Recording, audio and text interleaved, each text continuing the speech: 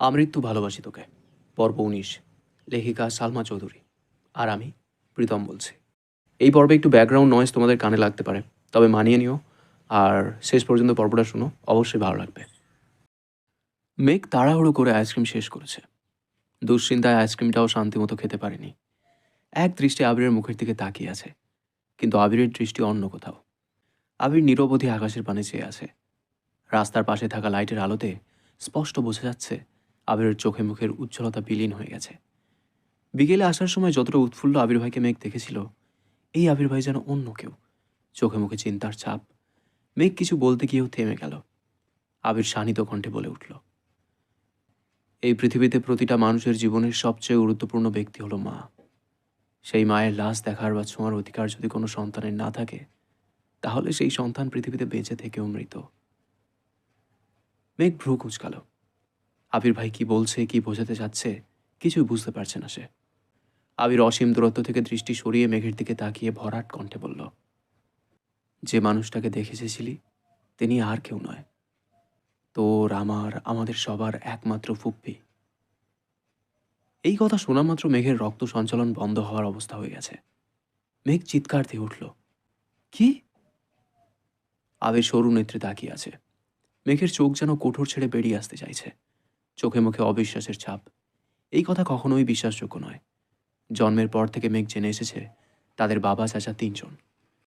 ১৮ বছর পর হঠাৎ করে ফুপ্পি আসবে কোথা থেকে? আচমকা এমন কথা শুনলে বিশ্বাস করবে না, এটাই স্বাভাবিক। আবির গম্ভীর কণ্ঠে বলল, আমি জানি তুই বিষয়টা এত সহজে মানতে পারবি না, কিন্তু কিছু সত্যি কঠিন হলেও মানতে হবে। মেঘের দম বন্ধ হয়ে আসছে। গলা শুকিয়ে কাঠ হয়ে গেছে। গলা দিয়ে কোনো কথাই বের হচ্ছে না। এতক্ষণ যাবৎ কত প্রশ্নই মাথায় ঘুরছিল, এক মুহূর্তেই যেন সব প্রশ্ন উধাও হয়ে গেছে। মেঘ আতঙ্কিত কণ্ঠে শুধালো, আপনি কি আমার সাথে মজা করতেছেন? প্লিজ সত্যি করে বলুন, উনি কে? আবির কপাল কুঁচকে ভারী কণ্ঠে বলল, তোর সাথে কি আমার মজার সম্পর্ক? আর সিরিয়াস বিষয় নিয়ে আমি মজা কেন করব? ওনার নাম মাহমুদা খান আমিনা। নাম শুনে কি মনে হচ্ছে তোর? মেঘ এখনও অবিশ্বাস্য দৃষ্টিতেই তাকিয়ে আছে। ঢোক গিলে ভারী কণ্ঠে বলল, আপন ফুপ্পি? আবির কণ্ঠ দ্বিগুণ ভারী করে বলল, হ্যাঁ, আলী আহমদ খান আর মোজাম্মেল খানের একমাত্র ছোট বোন এবং ইকবাল খানের একমাত্র বড় বোন। মেঘের দু কান দিয়ে হিজাবের উপর দিয়েই গরম বাতাস বেরোতে শুরু করেছে। নিঃশ্বাস আটকে আসছে বারবার। আবির ভাই তো মজা করার মানুষ না, আর ওনার চোখ মুখ দেখে মনেও হচ্ছে না যে উনি মজা করছেন। আর বিয়েতে ওই মহিলার আচরণও বুঝিয়ে দিচ্ছিল ওনার সাথে গভীর কোনো সম্পর্ক আছে। তাহলে কি উনি সত্যি সত্যি ফুফি হন? এত বড় কথাটা কোনো দিনও শুনল না, কিন্তু কেন? মেঘ ভাবনা চিন্তা করে প্রশ্ন করল, এত বছরে কোনোদিন তো ওনাকে আমাদের বাসায় যেতে দেখিনি। আব্বুদের আপন বোন হলে বাসায় যান না কেন? আবির মৃদু হাসল, ভরাট কণ্ঠে বলল, ওনাকে বাসায় যেতে দেখবি কিভাবে? তোর জন্মের প্রায় 10 বছর আগে উনি খান বাড়ি ছেড়েছেন। 27 বছর হবে ওই বাড়িতে পা পড়েনি ওনার। মেঘ ভ্রু কুঁচকে প্রশ্ন করল, কেন, কি হয়েছিল? আবির শান্ত কণ্ঠে বলা শুরু করল, ফুফি যখন ভার্সিটিতে পড়াশুনো করত, তখন ফুফির একজনের সাথে প্রেমের সম্পর্ক গড়ে ওঠে। পুরো ঘটনা আমি জানি না, তবে বাসায় বিষয়টা জানাজানি হয়ে গেছিল। তখন আমার আম্মু নতুন বউ। বছরখানেক হবে আম্মুর বিয়ে হয়েছে। তোর আম্মুর তখনও বিয়েই হয়নি। ফুফির এই ঘটনা জানার পর আব্বু আর চাচু ফুফিকে মেরে একটা রুমে 3 মাস দরজা বন্ধ করে আটকে রাখছিল। তখন দাদু বেঁচে ছিলেন, তবে অসুস্থ ছিলেন, কথাও বলতে পারতেন না। আম্মু দাদুর যত্ন করত, আবার ফুফির দেখাশোনাও করত। ফুফি আম্মুর হাতে পায়ে ধরে অনেক কান্নাকাটি করেছে, কিন্তু আম্মুর কিছুই করার ছিল না। 3 মাস ফুফির ওপর 2 ভাই অত্যাচার করেছে, যেন ওই ছেলেকে ভুলে যায়। এক পর্যায়ে ফুফি খাওয়া দাওয়া বন্ধ করে দেয়। ধীরে ধীরে অনেক বেশি অসুস্থ হয়ে পড়ছিল। চিকিৎসা করে ফুফিকে কিছুটা সুস্থ করার পর ফুফি বাড়ি ছেড়ে চলে গেছিল। ভাইদের অত্যাচারে সেই যে বাড়ি ছাড়ছিল, আর কোনোদিন বাড়িতে ঢুকতে পারেনি। বাড়ি থেকে পালিয়ে গিয়ে ফুফাকে বিয়ে করে বছরখানেক ঢাকাতেই ছিল।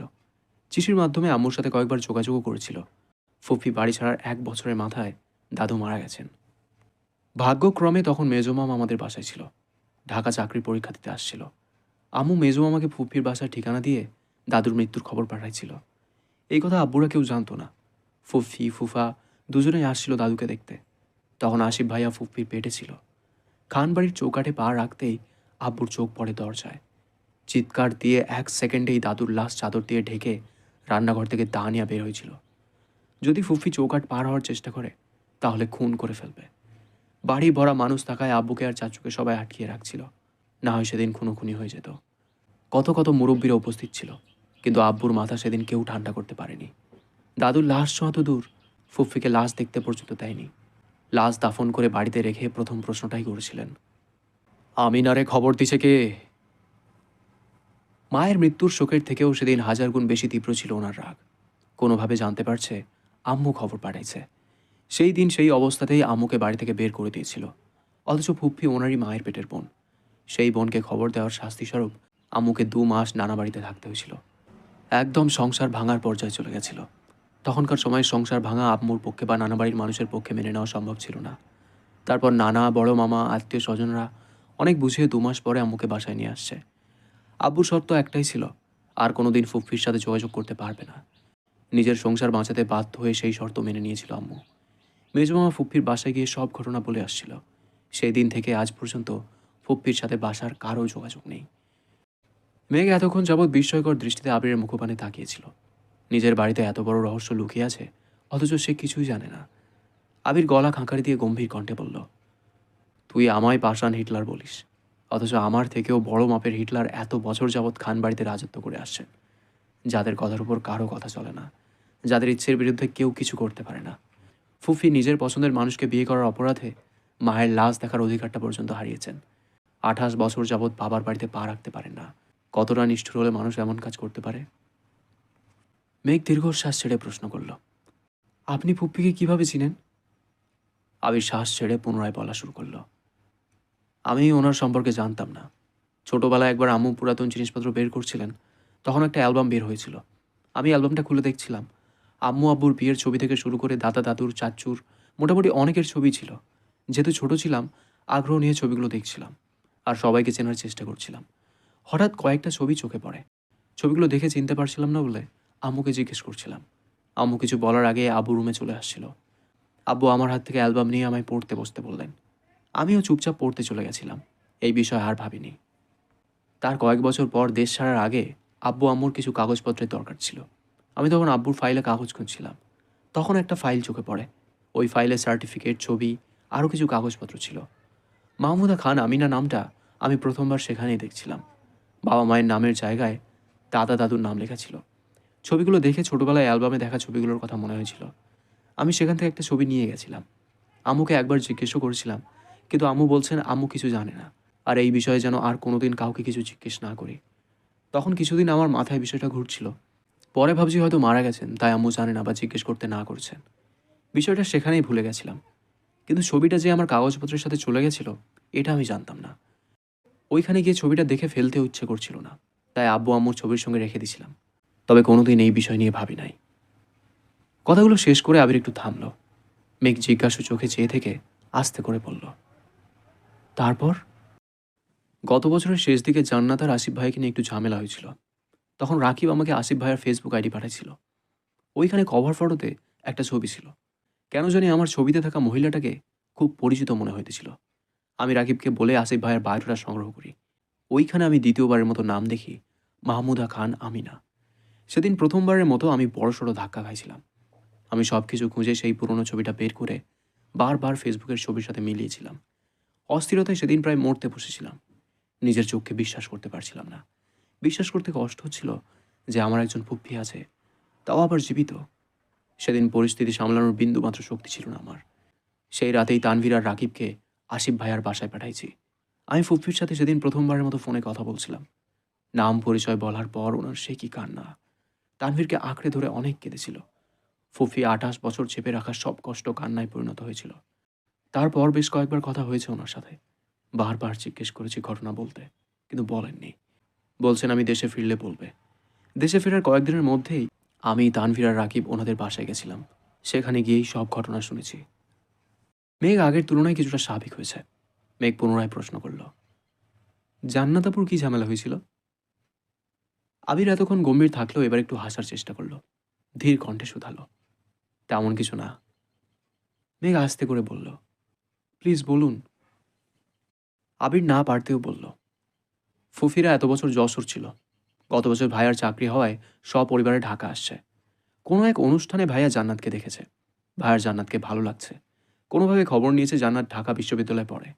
সেই থেকে প্রায় ভার্সিটির আশেপাশে জান্নাতকে ফলো করতো, কিন্তু কোনোদিন কথা বলেনি। 6 মাস শুধু দূর থেকে ফলোই করেছে। একদিন সাহস নিয়ে কথা বলতে আসছিল, যদিও কথা বলতে পারেনি, কিন্তু সেটা রাকিবের কান পর্যন্ত পৌঁছে গেছিল। রাকিব 2-3 দিন খেয়াল করে বিষয়টা আমায় জানাইছিল। রাকিবের ভাইয়াকে পেটানোর চিন্তা ভাবনা ছিল। আমাকে জানানোর পর আমি বলছিলাম ছেলেটার একটু খোঁজ নিতে, যদি সমস্যা মনে হয় তাহলে পেটাতে। রাকিব খোঁজ নিয়ে জানতে পারছে ভালো জব করে, অফিসের সবার সাথে নম্র ভদ্র আচরণ করে। সেখান থেকেই ফেসবুক আইডি গ্রহণ করে আমায় দিছিল। যাকে পেটানোর প্ল্যান ছিল সে আমার ভাই হয়ে গেল। যখন জানতে পারছে ভাইয়া জান্নাতকে পছন্দ করে, তখন রাকিব আর পাতা দেয়নি। তবে রাকিবের একটাই কথা ছিল, আমি দেশে না ফিরলে আর ফুফির পুরো ঘটনা না জানলে সে জান্নাতের বিয়ের সিদ্ধান্ত নেবে না। ধীরে ধীরে জান্নাত আর ভাইয়ের মধ্যে মোটামুটি ভালো সম্পর্ক হয়েছে। আমি দেশে ফিরলাম, ভেবেছিলাম দেশে ফিরেই ওদের বিয়ে দেবো। কিন্তু দেশে আসার পর তোর কোচিং টিউশন থেকে খবর নিয়ে দেখলাম তোর পড়াশোনার নাজেহাল অবস্থা। এভাবে পড়লে চান্স পাবি না। তোর পড়াশুনো গুছিয়ে দেওয়ার জন্য একজন মানুষ দরকার ছিল। তখন জান্নাতের কথা মাথায় আসে, আর জান্নাতকে আনি। জান্নাতের বিষয়ে সিদ্ধান্ত নেওয়ার অধিকার যেহেতু রাকিবের, আর রাকিব আমার বেস্ট ফ্রেন্ড, তাই বিয়ের আলোচনা হওয়ার আগেই বন্ধ করে দিয়েছিলাম। কিন্তু অফিসিয়াল কাজের জন্য ভাইয়াকে 6 মাসের জন্য দেশের বাইরে যেতে হবে। ভাইয়া চাইতেছিল বিয়ে করে বউ নিয়ে কয়েক মাস ঘুরে তারপর যাবে। কিন্তু তোর অ্যাডমিশন টেস্টের থেকে আমার কাছে তাদের বিয়ে গুরুত্বপূর্ণ ছিল না।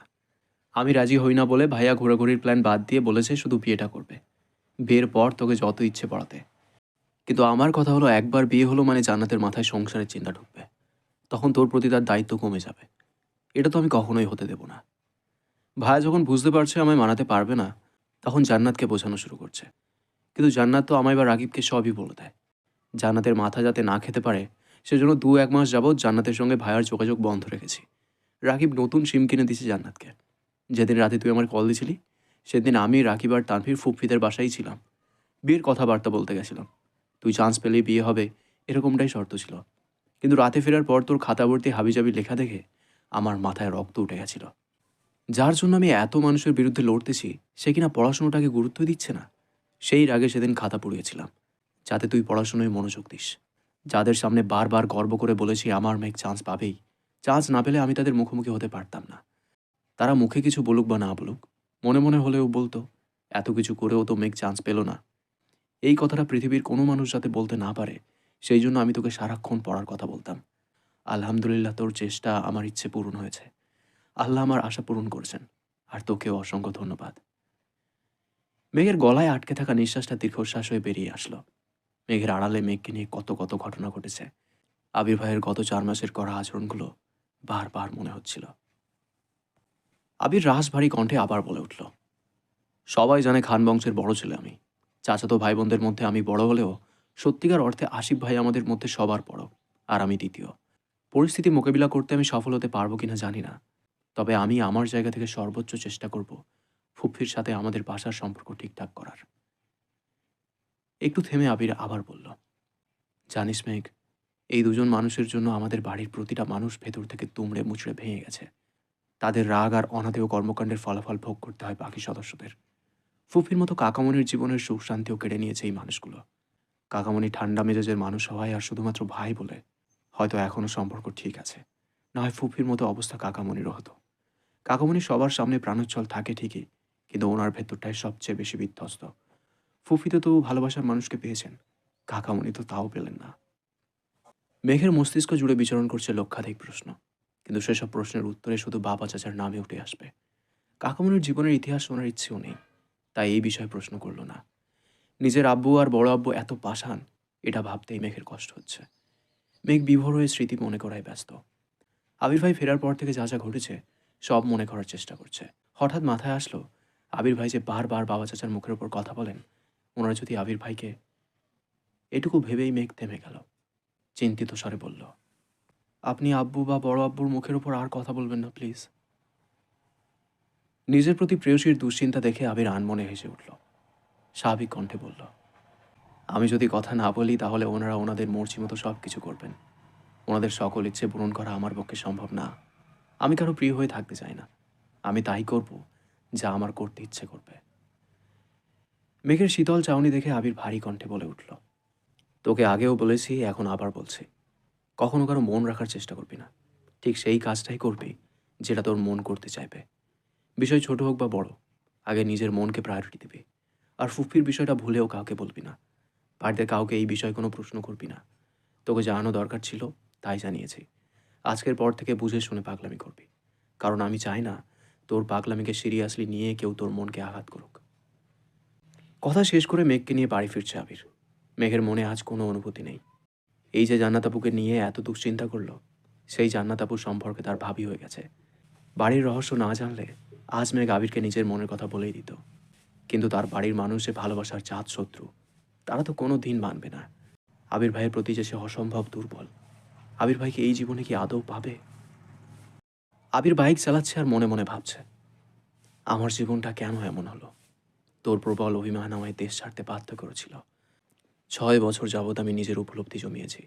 সেই সুদীর্ঘ অভিসন্ধি বাস্তবায়নের সুযোগটাও পেলাম না আমি। ভেবেছিলাম দেশে ফিরে তোর কাছে আমার চিত্তের অব্যক্ত প্রণয় প্রকাশ করব। এত বছরে তোকে ঘিরে কত লক্ষাধিক স্বপ্ন দেখেছি, সেই সব স্বপ্নের কথা জাহির করব। গত 6 বছর শুধু একটাই পরিকল্পনা করেছি, কিভাবে তোকে আমাতে আসক্ত করব। 3 মাসের মধ্যে তোকে আমার বউ করে নিব, এই দৃঢ় সংকল্পে নিজেকে প্রস্তুত করছিলাম। কিন্তু একটা ঘটনা আমার চূর্ণ বিচূর্ণ করে দিয়েছে। গত 1 বছর যাবৎ আমি নিজের সঙ্গে লড়াই করছি।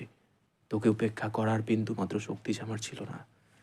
দেশে ফিরে প্রথমবার তোর লালিত মুখমণ্ডল আর মায়াবী আঁখি দেখে এক মুহূর্তের জন্য নিজেকে উন্মাদ মনে হয়েছিল।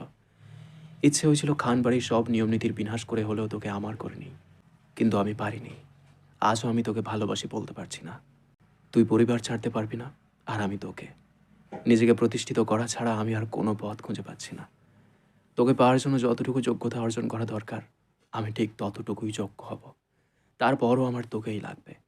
আমার তোকে পাওয়ার ইচ্ছে যতটা প্রবল, তোর মনেও আমার পাওয়ার সেই শানিত ইচ্ছে জাগতে হবে। পরিস্থিতি যতই কঠিন হোক, তোর আমার প্রতি প্রগাঢ় আস্থা থাকতে হবে। তুই আমার হলে আমি পুরো দুনিয়ার সঙ্গে লড়তে পারবো, কিন্তু তোকে না পেলে আমার প্রণয়ের পরিণতি হবে মৃত্যু। বাসার সেই মোড়ে মেঘকে নামিয়ে আবির ঠান্ডা কণ্ঠে বলল, যা বলেছি তা মাথায় রাখিস। সামনে তানভীর আছে, ওর সঙ্গে বাসায় যাবি। বাসায় কেউ কিছু জিজ্ঞেস করলে তোর কিছু বলার প্রয়োজন নেই। যা বলার তানভীর বলবে। জান্নাতের বিয়ের কথা কাউকে বলিস না, আর অতিরিক্ত দুশ্চিন্তা করে নিজের শরীর খারাপ করিস না। ফুফির সাথে সম্পর্কটা আমি ঠিকঠাক করার চেষ্টা করব। তুই সাবধানে থাকিস। তানভীর বাসার কাছেই মেঘের জন্য অপেক্ষা করছিল। মেঘকে নিয়ে বাসায় ঢুকেছে। ড্রয়িং রুমে দুই ভাই বসে আছেন। মেঘ আর তানভীরকে দেখেই মোজাম্মেল খান প্রশ্ন করলেন, কোথায় গেছিলা? মেঘ তানভীরের মুখের দিকে তাকাতেই তানভীর বলল, তুই রুমে যা। ভাইয়ের কথা মতো মেঘ রুমে চলে গেছে। ওরা দুই ভাই মেঘকে এমনভাবে আগলে রাখে যেন বাড়ির কেউ কিছু বলতে না পারে। বড়রা কিছু বললে কষ্ট বেশি পাবে, কিন্তু তানভীর যেহেতু ছোট থেকেই শাসন করে, তাই ভাইয়ের শাসন মেঘের এখন সয়ে গেছে।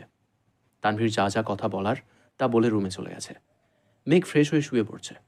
বিকেল থেকে এত এত ঘটনার সম্মুখীন হতে হয়েছে, যেগুলো মাথায় স্থির হতেও একটু সময় লাগবে।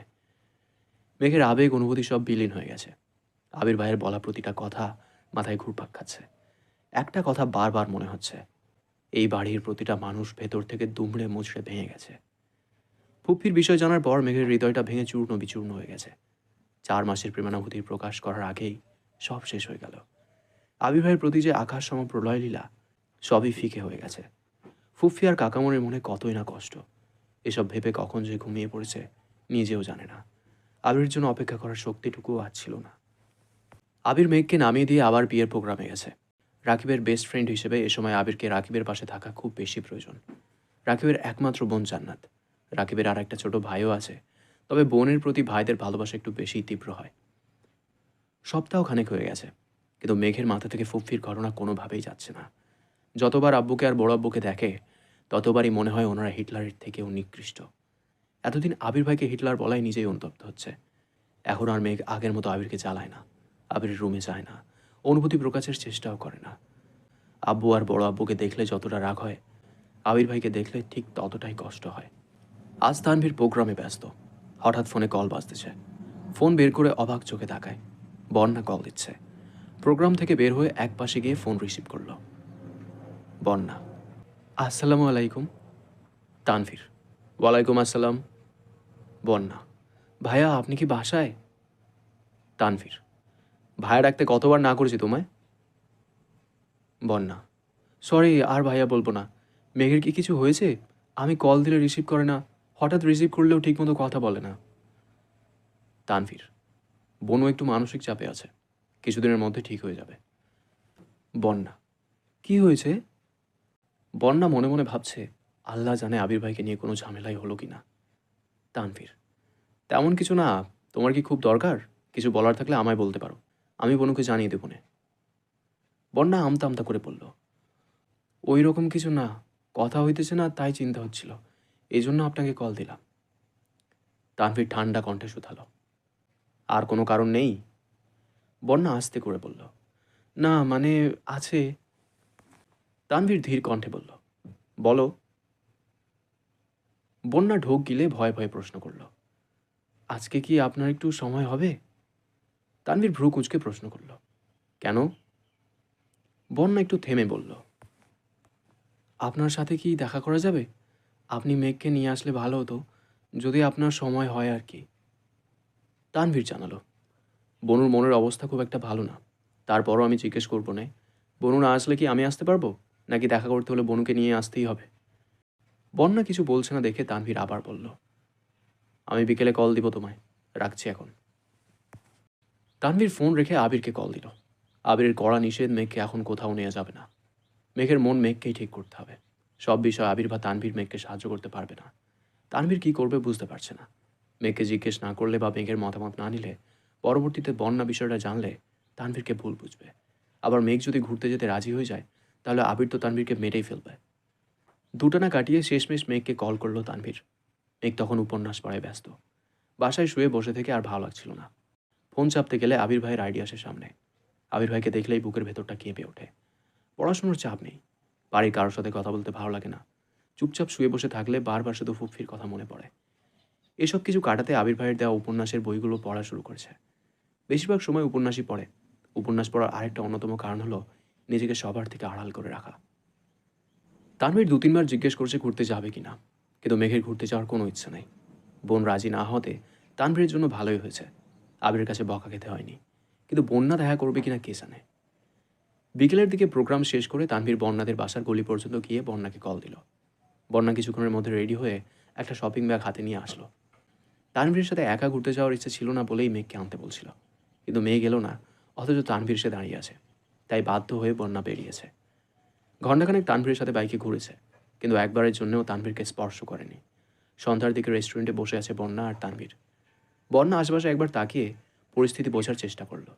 তারপর হাতের শপিং ব্যাগটা তানভীরের দিকে এগিয়ে দিয়ে বলল, এগুলো আপনার জন্য।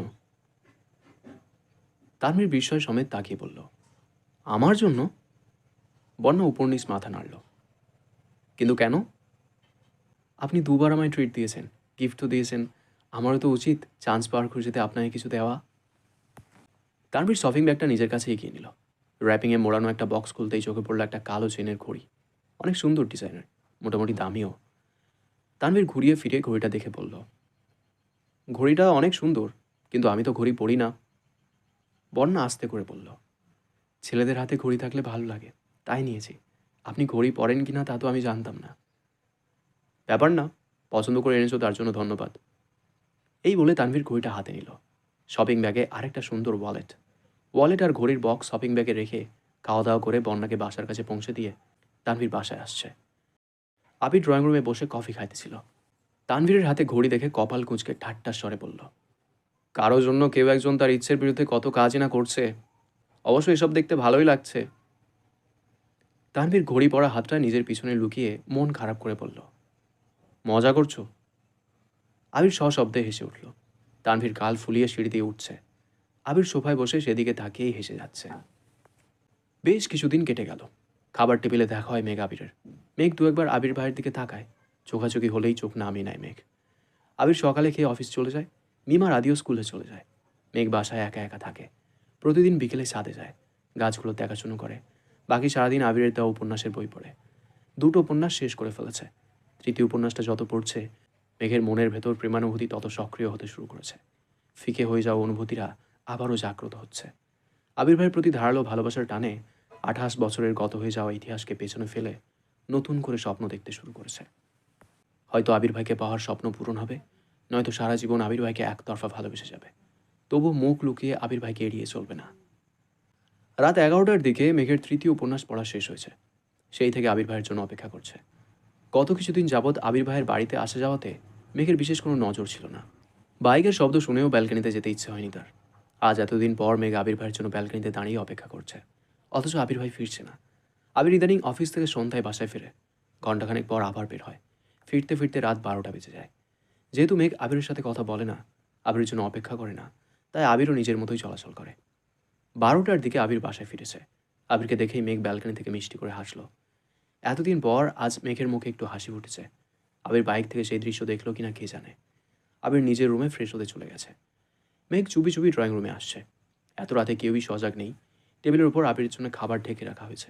মেঘ খাবারগুলো দেখছে। এর মধ্যে আবির নিচে নামলো। মেঘের থেকে কয়েক পা পিছনে দাঁড়িয়ে ডাকলো, কি করছিস এখানে? আবিরের কণ্ঠ শুনে আতঙ্কে উঠে ঘাড় ঘুরিয়ে তাকালো মেঘ। মেঘ আবিরের চোখাচোখি হতেই আবির একটানা দুবার ভ্রু নাচালো। মেঘ নিঃশব্দে হেসে উঠল। দীর্ঘ প্রতীক্ষার পর প্রিয়সীর মুখে হাসি দেখে আবিরের মন এক মুহূর্তেই শান্ত হয়ে গেছে। আবির চোখ বন্ধ করে দীর্ঘশ্বাস ছেড়ে নিজেকে সুস্থির করার চেষ্টা করল। মেঘ মাথা নিচু করে বলল, আপনি এগুলো দিয়ে কিভাবে খাবেন? আপনাকে একটা ডিম ভেজে দিই? মেঘের এমন কথায় আবির চোখ মেলে তাকালো। ভারী কণ্ঠে জবাব দিল, কোনো প্রয়োজন নেই, আমি খেতে পারবো। আবির ভারী কণ্ঠে বললেও মেঘের সেসবে মাথা ব্যথা নেই, কারণ তার মাথায় উপন্যাসের প্রেমালাপ ঘুরপাক খাচ্ছে। সে আবার বলল, আপনি তো বলেছিলেন পরীক্ষার পর রান্নাঘরে যেতে পারবো। পরীক্ষা তো শেষ, এখনই কি যেতে পারবো না? আবির স্বাভাবিক কণ্ঠে প্রশ্ন করল, তোর কি ডিম ভাজা খেতে ইচ্ছে করছে? আমি করে নিয়ে আসবো? মেঘ ডানে বামে মাথা নেড়ে পড়ল, আমি ভাজবো। আবির গম্ভীর কণ্ঠে শোধালো, তুই ডিম ভাজতে পারিস? মেঘ দাঁত কেলিয়ে হেসে বলল, আম্মুরা ডিম ভাজার সময় আমি দেখেছি। আবির পুনরায় বলল, তোর ভাজতে হবে না, তুই বস, আমি ডিম ভেজে নিয়ে আসছি। মেঘ শক্ত কণ্ঠে বলল, না আমি আনবো। আবির ধমক দিতে গিয়েও থেমে গেল। মেয়েটা এতদিন পর আবিরের সঙ্গে কথা বলতে আসছে, ধমক দিলে মনে কষ্ট পাবে, তাই ধমক দিতে পারছে না। আবার ডিম ভাজতে পাঠাতেও সাহস পাচ্ছে না। আবির দুপা এগিয়ে থমকে দাঁড়ালো। সেখান থেকে ঘুরে এসে চেয়ার টেনে বসলো। পকেট থেকে ফোন বের করে কিছু একটা চেক করছিল। একবার রান্নাঘরে দেখাচ্ছে, একবার ফোনে। দুবার ডেকে বলেছে, তুই কি পারবি নাকি আমি আসবো? মেঘ দুবারই উচ্চস্বরে বলেছে, পারবো। কিন্তু আবিরের কলিজা কাঁপছে। প্রথমবার মেঘ রান্না করতে গেছে, পেঁয়াজ কাটতে গিয়ে যদি হাত কেটে ফেলে। কয়েকবার রান্নাঘরে দেখে যেই না ফোনের দিকে মনোযোগ দিয়েছে, কয়েক সেকেন্ডের মধ্যে মেঘ চিৎকার দিয়ে উঠেছে। তো এতক্ষণ শুনলে আমৃত্যু ভালোবাসি তোকে উপন্যাসের 19তম পর্ব। কেমন লাগলো কমেন্ট করে জানিও। তোমাদের একটা কমেন্ট আমাকে প্রচুর মোটিভেট করে। পরবর্তী পর্বগুলো খুব শীঘ্রই চলে আসবে এই চ্যানেলে, তাই চ্যানেলটাকে সাবস্ক্রাইব করে রেখো। দেখা হচ্ছে খুব তাড়াতাড়ি। ততক্ষণ সুস্থ থেকো, ভালো থেকো। Thank you so much.